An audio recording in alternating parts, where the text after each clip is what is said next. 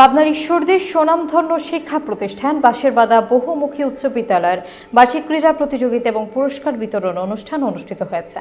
বিস্তারিত থাকছে পাবনা থেকে জাহাঙ্গীর আলমের প্রতিবেদনে। ক্যামেরায় ছিলেন সোহানুর রহমান।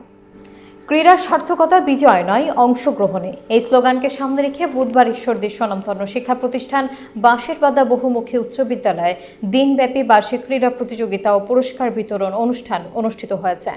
এই সময় অত্র বিদ্যালয়ের সভাপতি মোসাম্মদ দলিতা গুলশান মিতার সভাপতিত্বে প্রধান অতিথি ছিলেন মোহাম্মদ হাবিবুর রহমান হাবিব, বিশিষ্ট শিক্ষাবিদ, বিএনপি চেয়ারপারসনের উপদেষ্টা এবং আহ্বায়ক, পাবনা জেলা বিএনপি।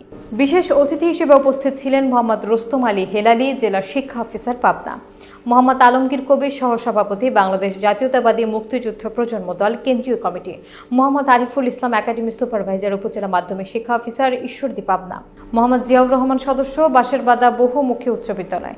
অনুষ্ঠানে সার্বিক তত্ত্বাবধানে ছিলেন মোহাম্মদ শামসুল ইসলাম, প্রধান শিক্ষক, বাঁশেরবাদা বহুমুখী উচ্চ বিদ্যালয়। অনেকগুলি ভালো ভালো অনুষ্ঠান আমি দেখতে পেরেছি। এখানে স্কাউটরা ভালো করেছে, মেয়েরা সুন্দর করে তাদের পারফর্ম করেছে। এখানে যেমন খুশি তেমন সাজু, তারাও সুন্দর সুন্দর করে তারা বিভিন্ন বিষয় নিয়ে এখানে অভিনয় করেছেন, যেটা আসলে দূর ব্যাপার। সব কিছু মনে রেখে ওপেন মাঠে এসে বলা খুবই দুষ্কর, তারপর তারা করেছে। এই জন্য তাদের প্রতিভাকে আমি সম্মান জানাই।